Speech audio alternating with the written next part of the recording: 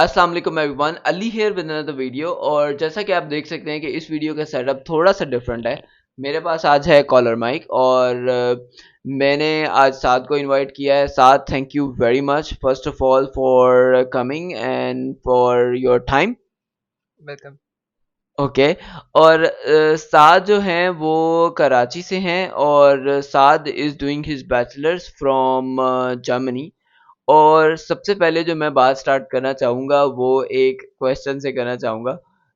तो पहला क्वेश्चन साथ आपसे ये है कि आप जर्मनी में बैचलर्स कर रहे हैं, तो आपको जर्मन आती है कि नहीं आती? मुझे तो बिल्कुल भी नहीं आती जर्मन। बिल्कुल भी जर्मन नहीं आती आपको? हाँ, और आपने पाकिस्तान में भी जर्मन सीखी नहीं, मतलब सोचा भी नहीं कि मैं पहले जर्मन सीखूं फिर बैचलर्स करूंगा या कुछ इस तरह से? सोचा नहीं, मतलब बैचलर्स के तो जर्मन का नहीं सोचा था। मगर मैं ये रिकमेंड कर सकता हूँ कि आपको जर्मन आनी चाहिए, क्योंकि भाई जर्मनी में आ रहे हो, जर्मन तो आनी चाहिए। सही सही। तो जो वो जो एक ख्वाब था कि हम बगैर जर्मन सीखे जर्मनी में बैचलर्स करने आ जाएं, वो पूरा होने की कुछ उम्मीदें जो हैं ये साद भाई ने हमें लगाई हैं।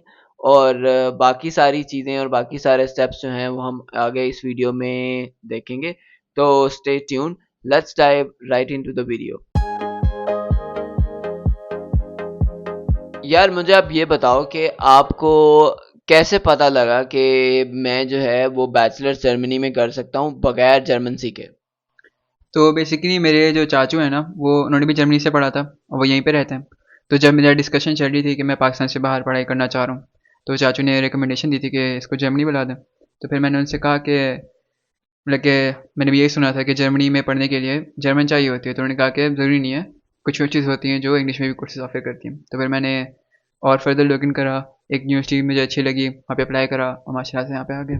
तो बाकी के जो स्टेप्स हैं वो हम फर्दर स्टेप वाइज जो है वो डिस्कस कर लेते हैं। तो अगला सवाल मैं ये पूछना चाहूँगा कि आ, जर्मनी आने के लिए और ये सारा प्रोसेस सब कुछ करने के लिए बैचलर्स के लिए स्पेसिफिकली विदाउट जर्मन कितना टाइम लगता है? तो बेसिकली अगर आप पाकिस्तान से बैचलर्स करने जर्मनी आ रहे हैं, तो आपने पाकिस्तान से इंटर किया होगा या फिर आपने ए लेवल्स किया होगा। अब दोनों के ना थोड़े से अलग अलग प्रोसेस होते हैं। अभी मैंने खुद ए लेवल किया, तो हम लोग ए लेवल का डिस्कस कर लेते हैं। अच्छा, ए लेवल का ये होता है कि हम लोग जब अच्छा, जर्मनी में पहले 2 सेमेस्टर होते हैं, एक होता है विंटर और समर। ठीक है? अब विंटर जो सेमेस्टर होता है उसके अंदर सारे इंपॉर्टेंट कोर्सेज होते हैं। ज़्यादातर इंग्लिश कोर्सेज विंटर में होते हैं, समर में नहीं होता है। ठीक है? और जो विंटर सेमेस्टर की डेडलाइन होती है ना, वो जुलाई के अंदर ख़त्म हो जाती है।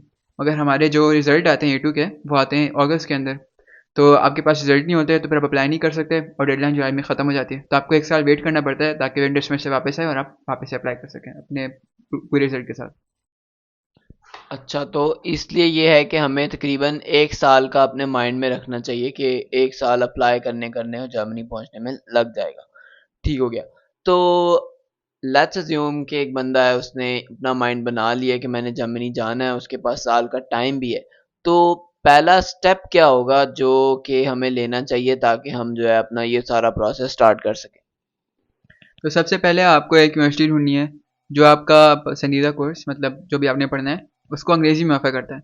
अच्छा, इंपॉर्टेंट चीज़ है कि आपने चेक करना है कि आपका कोर्स जो है वो अंग्रेज़ी में हाफ़ जर्मन हाफ़ इंग्लिश का नहीं है। ठीक है? क्योंकि कुछ कोर्सेज़ होते हैं जो हाफ़ जर्मन हाफ़ इंग्लिश होते हैं, तो आपको थोड़ी-सी जर्मन भी चाहिए होती है, थोड़ी-सी इंग्लिश भी चाहिए होती है और आप कहीं के भी नहीं रहते। ठीक है? तो आपने कन्फर्म करना है कि ओनली इंग्लिश कोर्स है। ये आप अपनी यूनिवर्सिटी वेबसाइट पे जाएँ, ठीक है? जो आपको यूनिवर्सिटी मिली है, वहाँ के आप कोर्स देखें और उसके अंदर लिखा होगा कि वो कोर्स कौन सी लैंग्वेज में पढ़ाया जाता है। अगर इंग्लिश जर्मन दोनों लिस्टेड हैं, तो मतलब कि वो दोनों में पढ़ाया जाता है, तो मतलब कि हाफ हाफ है। ठीक है? तो आपने ओनली इंग्लिश कोर्स फाइंड करना है। ठीक है?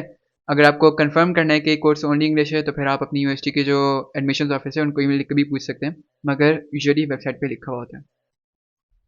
सही। तो सबसे मेन चीज़ जो मुझे यहाँ तक समझ आई है वो ये है कि अगर आपने जर्मनी में बैचलर्स करना है विदाउट जर्मन लैंग्वेज, तो आपने ऐसा कोर्स ढूंढना है जो कि 100% इंग्लिश में जो है वो पढ़ाया जाता है। अच्छा, तो हमने फर्ज करें कि कोर्स भी ढूंढ लिया, उसके बाद अगला जो स्टेप है वो क्या होगा और उसके बारे में आप बताएं। अच्छा, ठीक है। अब आपने अगर कोर्स ढूँढ लिया है ना, तो अब आपको ना एक बीपीडी चाहिए। अब बीपीडी क्या होता है? जैसे पाकिस्तान में ना एक इक्विवेलेंस होती है, हम लोग लेवल्स वाले बनवाते हैं इंटर के लिए, है ना?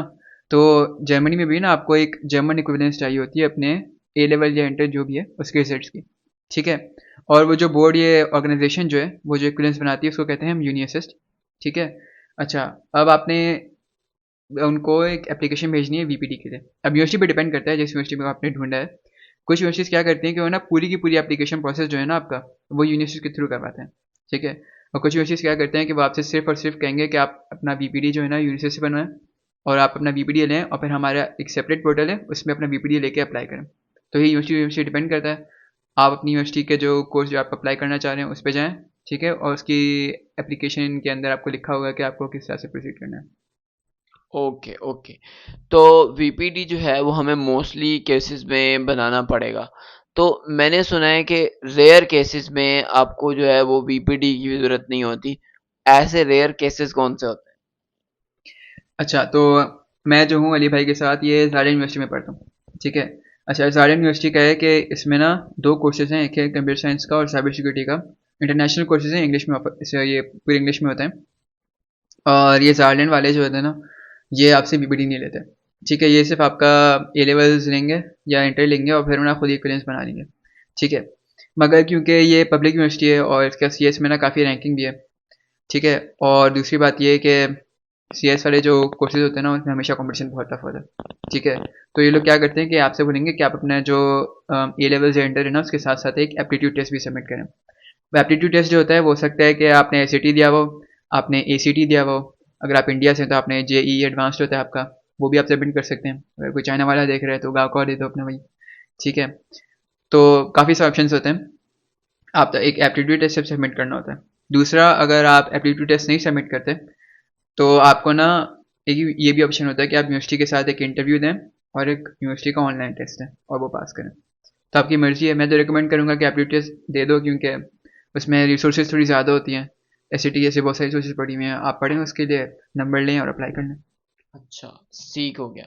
तो मैंने एक और चीज़ भी सुनी है कि ये जो आपने टेस्ट बताए हैं, टेस्ट वाली ऑप्शन और इंटरव्यू वाली ऑप्शन, इसके अलावा भी एक और ऑप्शन होती है कि वो ना तो वो एसएटी दें, ना वो इंटरव्यू दें, और फिर भी वो आ जाएं जर्मनी बैचलर्स करने के लिए विदाउट जर्मन लैंग्वेज सीखे। वो क्या तरीका होता अच्छा, वो तीसरा तरीका ये है कि आपने किसी ओलंपियाड में ना मेडल जीता हुआ है, मगर आप इतने ही पहुँचे हैं तो जर्मनी क्यों आ रहे हो भाई, कहीं और चले जाओ। है? अच्छा, तो फर्ज करेंगे अगर आपने ओलंपियाड में मेडल जीता हुआ है, उसके बाद फॉर सम रीज़न आप कहीं और नहीं जाना चाह रहे, आप जर्मनी ही आना चाह रहे हैं, तो जर्मनी जो है वो आपको वेलकम करेगा और आप फिर जो है जर्मनी भी आ सकते हैं। अच्छा, तो फर्ज करें कि हमने ये बेसिक रिक्वायरमेंट्स चेक कर ली, उसके बाद जो है हम आगे यूनिवर्सिटी भी फाइनल कर ली, तो उसके बाद जो है वो क्या स्टेप होगा एप्लीकेशन प्रोसेस का और बाकी सारी चीज़ों का? अच्छा, ठीक है, आपने अपनी बीपीडी भी कर लिया, यूनिवर्सिटी फाइनल कर ली, ठीक है। अब आपको एक तो आइल्स भी चाहिए होगा, सही है। अब मैं आपको रिकमेंड करूँगा कि आप ना थोड़ा पढ़ के 7.0 से ऊपर लेकर आ जाए, क्योंकि ज़रूरी नहीं है कि आपकी यूनिवर्सिटी 7.0 ही मांगे, कुछ यूनिवर्सिटीज़ कम पे भी दे देती हैं, ठीक है। बेहतर होगा कि आप 7.0 से अप्लाई करें, मगर कम पे भी मिल जाता है एडमिशन।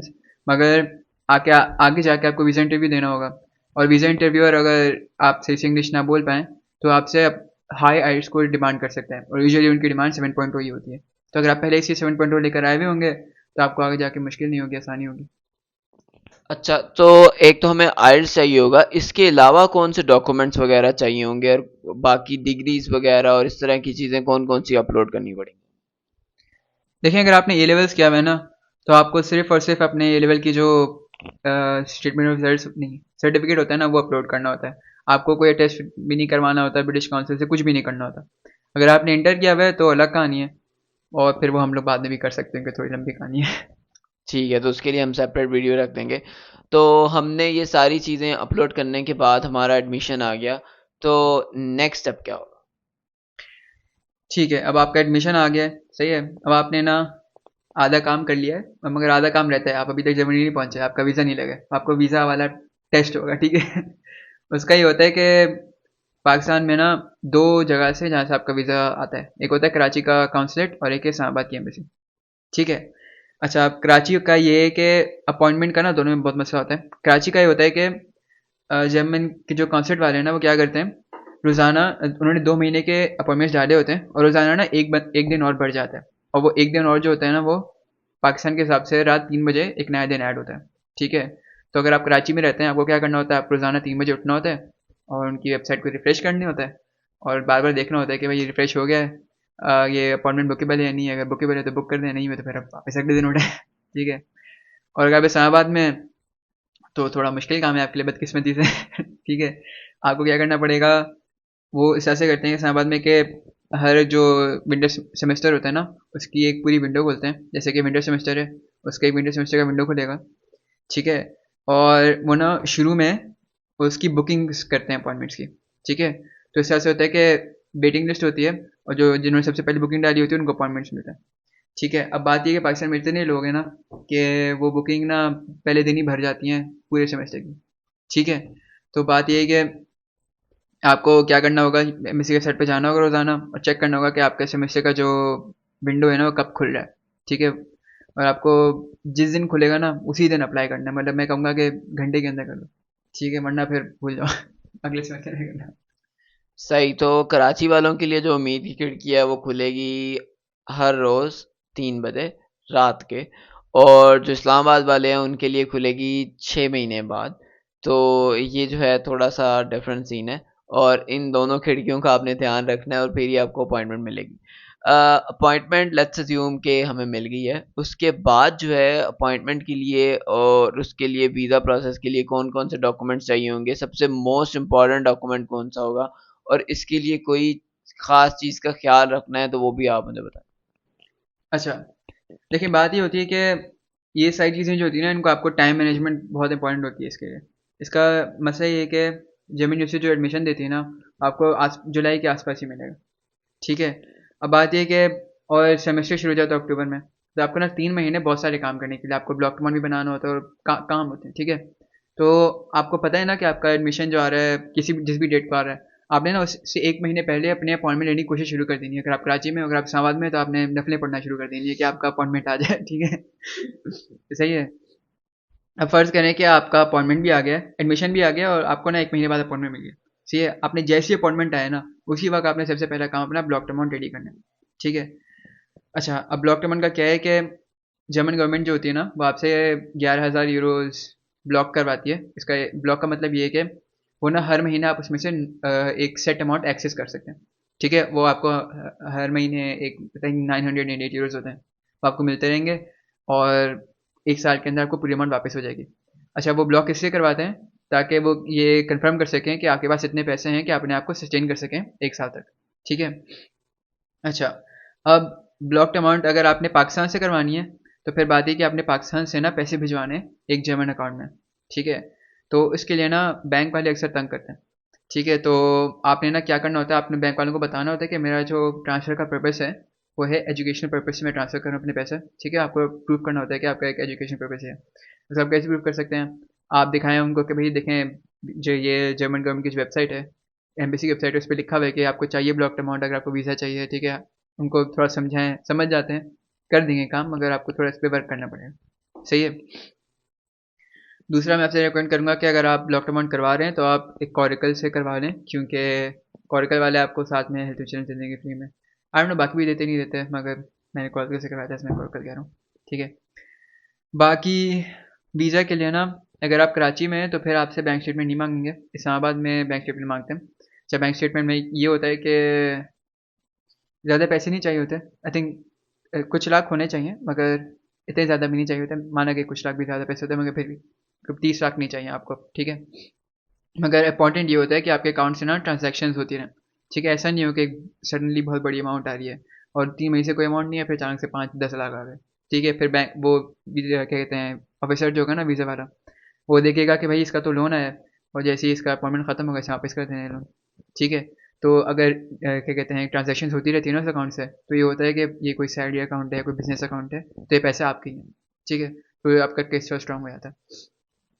सही। तो मतलब रेगुलर ट्रांजैक्शंस जो हैं वो अकाउंट में होनी चाहिए, और ब्लॉक्ड अकाउंट जो है वो आपने खुलवाना है, और उसमें आपने पैसे ट्रांसफ़र कराने हैं जो कि वीज़ा की वेबसाइट पे लिखा हुआ होगा, क्योंकि ये पैसे जो हैं वो चेंज होते रहते हैं, महंगाई की वजह से वो यूजुअली इंक्रीज़ होते रहते हैं, तो वो आपने चेक करके करना है। अच्छा, आखिरी चीज़ ये है कि अगर हमारे पास जो है वो बैंक स्टेटमेंट इतनी स्ट्रॉन्ग नहीं है, तो उसको हम किस तरीके से हैंडल कर सकते हैं? उसका कोई अल्टरनेटिव होता है? देखिए, अगर आपके पास बैंक स्टेटमेंट इतनी स्ट्रॉन्ग नहीं है ना, क्योंकि मैं कराची वाली रिकमेंड करूँगा आपको तो बैंक स्टेटमेंट लेके भी जानी होती, मगर आप फिर भी ना, अगर आपके पास कोई प्रॉपर्टी है या कोई गोल्ड वगैरह कुछ भी है, तो आप ना उसका नोटरी, अगर प्रॉपर्टी है तो नोटरी पब्लिक के पास जाएँ और उसका ना एक बनवा लें, एक प्रॉपर्टी असेसमेंट पता नहीं कुछ होता है, वो पता नहीं मैंने बनवाया था। उसमें वो नोटरी पब्लिक वाले ये बता देते हैं कि इस प्रॉपर्टी को हम लोग असेस करते हैं, इस वैल्यू है इसकी, ये वैल्यू है इसकी, ठीक है। फिर जब आपका विजिट इंटरव्यू होता है ना, तो फिर जब आप जाएँ तो वो डॉक्यूमेंट लेके जाएँ। अगर इंटरव्यू आपसे कोई सवाल पूछे कि in the further on your studies, if you need more money, how can you like get the money, right? So you can say that, I have this, my parents have this property, and if I need more money, then they can sell it and transfer the money to me. Okay, तो फिर आपके पास एक जवाब हो जाता है, like reason और हो जाता है। Okay okay great. तो ये जो आज हमने सारा प्रोसेस डिस्कस किया है, ये है स्पेसिफिकली उन लोगों के लिए जिन लोगों ने ए लेवल्स किया हुआ है, राइट? तो अब ये है कि हमने आपको बेसिक बेसिक से जो है वो स्टेप्स बता दिए। इसके अलावा अगर आपके कोई स्पेसिफिक क्वेश्चंस हैं तो you can ask in the comments. और इसके अलावा भी if you need further help, अगर आप 1-to-1 सेशन बुक करना चाहते हैं तो you can also do that via the link. Thank you very much Saad भाई फॉर योर टाइम। और इंशाल्लाह हम एक और वीडियो भी रिकॉर्ड करेंगे जिसमें हम इंटर के स्टूडेंट से रिलेटेड जो है वो सारा प्रोसेस बताएंगे कि वो जर्मनी कैसे आ सकते हैं without doing any German language course and just studying an English course. So thanks again for your time and see you in the next. Bye.